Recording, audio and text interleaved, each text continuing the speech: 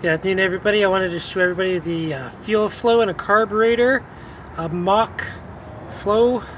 So what I'm going to do is I'm going to show you the Weedwacker and the setup that I have. This here is a Ryobi Weedwacker. This here is the carburetor setup that I have.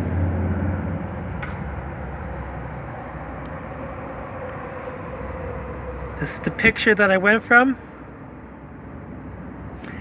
So when you push this primer bulb,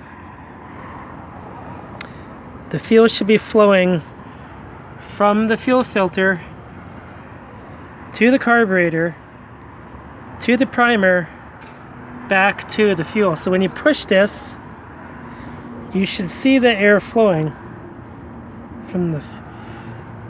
Just by pushing it here. I'm pushing it in, letting it go. Pushing, releasing.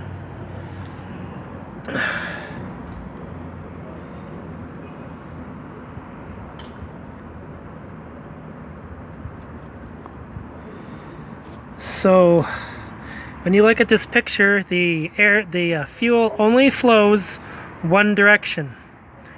It will always flow through the carburetor and it will never go this way. It is only one way, just like the primer. This here is only one way. The primer is one way, the carburetor is one way, and the arrows show you the fuel flow. And that is exactly what it is that I have here. And if there's a leak, it should have came from the primer, which there isn't, and it should have came from the carburetor, which there isn't. So there's no leak in a carburetor, there's no leak in a primer.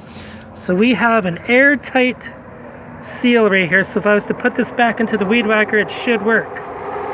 So I'm going to find out if it does or not. I just did this to see if there is a leak in the primer or the carburetor, and I just accomplished that.